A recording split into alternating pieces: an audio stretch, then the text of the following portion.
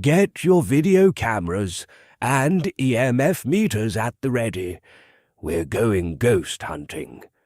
Here's a list of 10 popular places ghost hunters like to visit.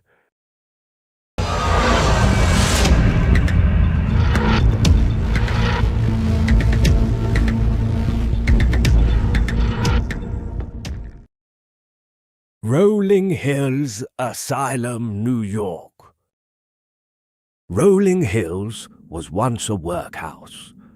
The earliest part of the structure dates to 1828. Throughout its history, the facility has housed a number of unfortunate people, as well as serving as a lunatic asylum. It was eventually closed down in 1974 after becoming a nursing home at some point. EVPs are often recorded. Lights turn on and off by themselves, and crawling shadows in the corridor on the second story. Ghost hunters will have complete access to this well-known and well-researched establishment, including the opportunity to spend time in the morgue.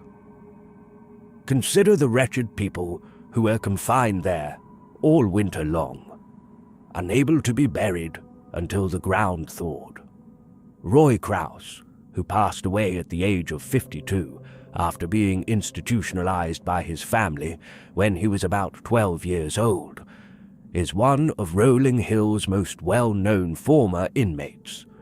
Roy is said to have had gigantism, as evidenced by the 2.3-meter, 7.5-foot shadow he left behind in the structure.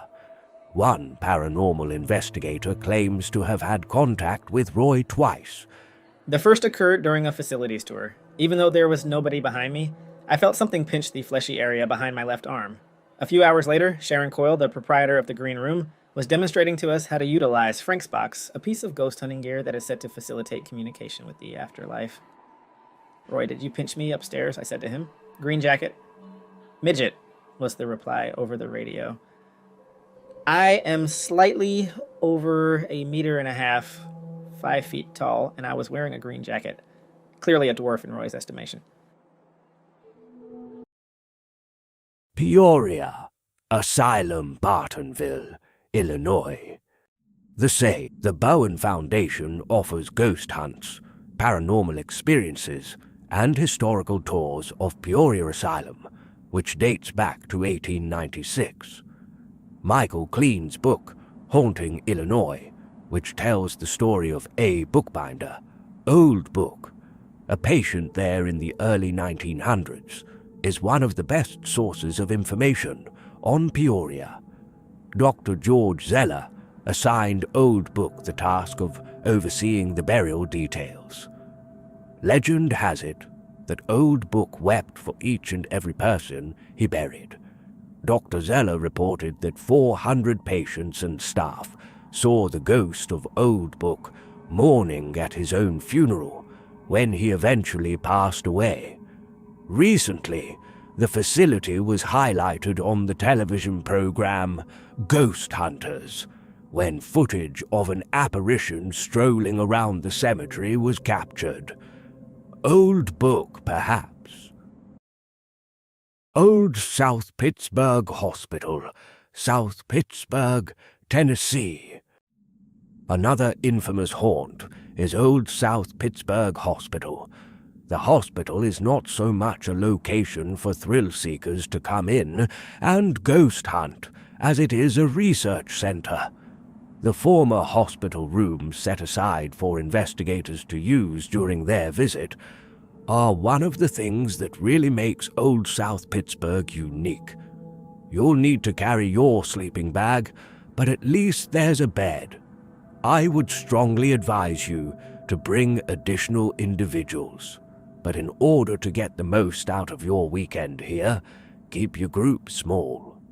The area surrounding the psych ward and the surgical rooms on the 3rd floor are of interest to investigators. Stories regarding recordings of unseen creatures conversing about the ghost hunters are among the most captivating ones to come out of this institution. Remember to request a look of the hospital's parked car. Eastern State Penitentiary, Philadelphia, Pennsylvania. Al Capone used to live here, and his old cell is still decorated in his honor. When Eastern State first opened its doors in 1829, each prisoner was kept in their own cell. This model, although meant to be more humanitarian, ended up making a great number of prisoners mad. When Charles Dickens visited the prison in 1842, he wrote in his journal, "In its intention, I'm well convinced that it is kind, humane, and meant for reformation. But I am persuaded that those who designed this system of prison discipline and those benevolent gentlemen who carry it into execution do not know what it is that they are doing. I hold this slow and daily tampering with the mysteries of the brain to be immeasurably worse than any torture of the body, and because its ghastly signs and tokens are not so palpable to the eye, and it extorts few cries that human ears can hear. Therefore, I the more denounce it as a secret punishment in which slumbering humanity is not roused up to stay." When you combine this with the normal killings, beatings, and suicides, as well as the convicts' conviction that their souls become imprisoned upon death, you have the ingredients for a haunting. Locksmith Gary Johnson has talked candidly about his horrific experiences at Eastern State, including seeing dark shapes dart between cells. Pennhurst Asylum, Spring City, Pennsylvania. The Mayfair building was only made available for public ghost searches by the Pennhurst Paranormal Association in 2013.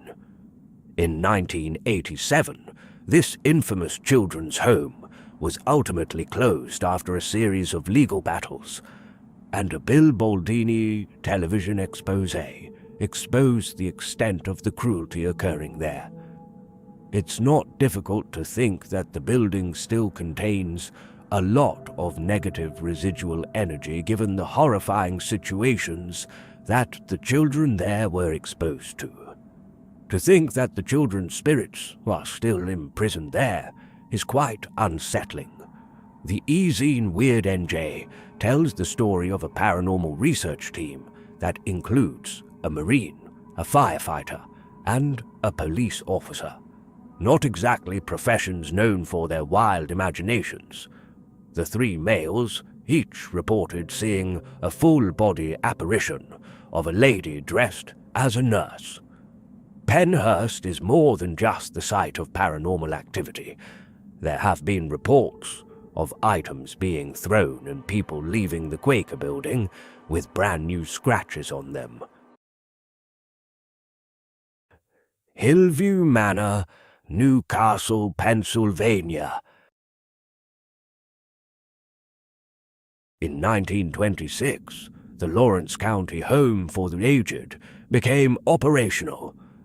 Now called Hillview Manor, this facility has been the subject of several well-known paranormal TV episodes and has been linked to several unexplained patient fatalities, including 12 suicides, some of which involved patients jumping to their deaths from the roof. There is still a cemetery out back for visitors to see. Candy Braniff, the owner, has been transparent about her personal encounters with ghosts at Hillview. She even claims that ghosts have followed her home. She currently intends to turn the historic building into a museum.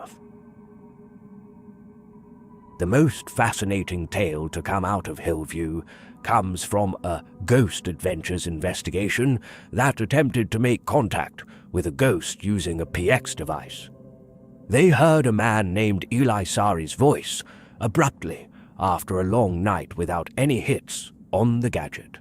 He was attempting to tell them the tale of how he died. It seems that Sari escaped from prison and ended up in Hillview's basement, where he passed away from alcohol poisoning.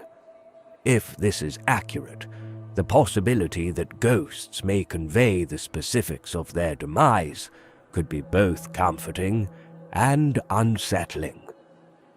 Just think of the potential benefit in terms of crime solving. Preston Castle, Ione, California. When the Preston School of Industry first opened its doors in 1890, it was intended to serve as a juvenile detention center for men. According to James Rubio's Behind the Walls, a historical expose of the Preston School of Industry, Superintendent O'Brien allegedly mistreated and tortured the students, and there are even accusations of outright murder. After breaking inside the castle in 1923, Leon Adams, an investigative journalist, authored an expose titled "Youths Kept in Dark Basement." Nothing much changed, but one judge, on the Superior Court, is said to have taken the findings seriously. The facility was harboring violent offenders by the 1950s, and there were rumors that a cleaner called Anna Corbin had been viciously slain in her office. Her murderer was never apprehended. Although the school was shut down in 1960, the cemetery on the property is still kept up to date. It's possible that Anna's restless spirit is still attempting to get through to people and find her killer. Old Idaho Penitentiary, Boise, Idaho.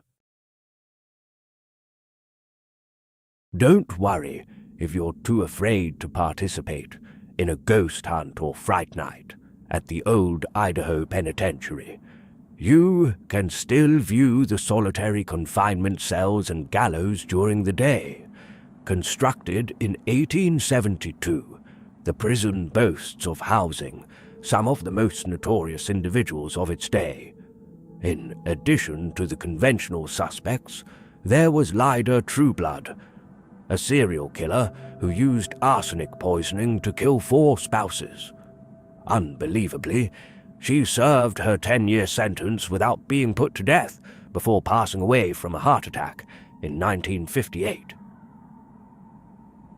It is estimated that about 110 people have perished here, of whom only 10 were executed.